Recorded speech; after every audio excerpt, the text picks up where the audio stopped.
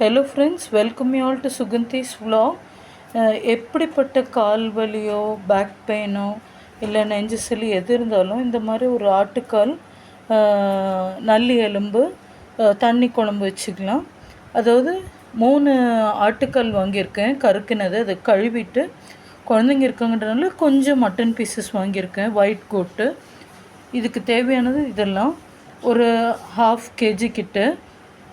பின்ன மல்லித்தூள் 250 கிராம், மஞ்சப்பொடி, பெப்பர், கல்லுப்பு, அப்புறம் இந்துப்பு, அதாவது ஒரு கை நிறைய சின்ன வெங்காயம், பூண்டு, 3 தக்காளி, கருவேப்பிலை போட போகிறேன். இவ்வளவே தான். இப்போ செய்யறதுக்கு முன்னாடி செய்முறையை சொல்லிடுறேன். நல்லெண்ணெய் ஒரு 2 டேபிள் ஸ்பூன் விட்டு இந்த நல்லி எலும்பை வறுத்துடுறோம். அப்புறம் ஃபாலோட் பை வெங்காயம், பூண்டு போட்டுட்டு தக்காளி போட்டு வறுத்துட்டு இந்த இன்க்ரீடியன்ஸ் எல்லாம் ஒன்று ஒன்றா போடுறோம். அதாவது உப்பு, பெப்பர் பொடி, மஞ்சள் பொடி, பின்ன மல்லித்தூள், கருவேப்பிலை ஒரு கை நிறைய போட போகிறேன். கொத்தமல்லி கிடைக்கல, இவ்வளவே தான். சப்போஸ் யாருக்காவது தேவைப்பட்டால் கொஞ்சம் தேங்காய் பால் ஊற்றிக்கலாம் லாஸ்ட்டாக. அதை எடுத்து வச்சா கெட்டுரும், இதுன்னா அப்படியே இருக்கும். இதை செஞ்சு சாப்பிட்டு பாருங்களேன். இதே மாதிரி எல்லா ஹெல்த் இஷ்யூஸும் போயிடும். எஸ்பெஷலி இந்த போன்ஸுக்கு, செஸ்ட் எலும்பு, இதுக்கு எல்லாத்துக்கும் ஒரு ஸ்ட்ரென்தனிங் ஃபேக்டர். ஓகேவா ஃப்ரெண்ட்ஸ்?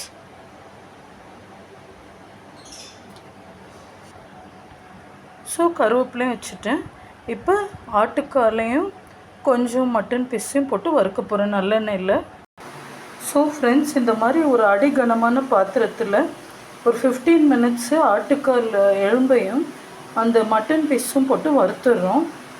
அப்புறம் தக்காளி, இதுக்கப்புறம் தக்காளி, இந்த ஒரு கை நிறைய பூண்டு, வெங்காயம், சின்ன வெங்காயம், பின்ன இந்துப்பு, பெப்பர், மஞ்சப்பொடி, மல்லித்தூள், கருவேப்பிலை, ஜீரகம் போட்டு ஒரு சேர வறுத்துற போகிறேன்.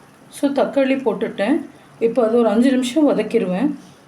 ஸோ அந்த நல்லி எலும்பும் மட்டன் பீசஸும் ஒரு சேர இந்த மாதிரி வெந்துட்டுருக்கு ஃப்ரெண்ட்ஸ், ஒரு பெரிய பாத்திரத்தில்.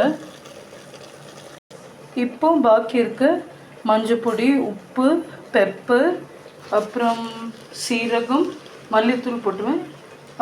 முன்னாடியே ஒரு 5 வரமிளகாய் போட்டிருக்கேன். இதெல்லாம் போட்டு ஒரு சேர வறுத்துடலாம். மல்லித்தூள் வீட்டு முறைப்படி வறுத்து பொடிச்சு வச்சுருக்கேன். ஸோ ஃப்ரெண்ட்ஸ், இந்த மாதிரி ஒரு தண்ணி குழம்பு ரொம்ப சூப்பராகிடுச்சு. இதில் லாஸ்ட்டாக கொஞ்சம் நெய் போட்டோன்னு வச்சுக்கோங்க. அந்த கோட்டிங் ஃபேரஞ்சல் மியூக்கோஸை கோட்டிங் பண்ணாலும் சளி எல்லாம் சரியாயிடும். ஜாயிண்ட் பெயினுக்கு இதை பாருங்கள். இந்த மாதிரி போன்ஸு, தக்காளி, வெங்காயம், பூண்டு, ரொம்ப சிம்பிள் குழம்பு தான்.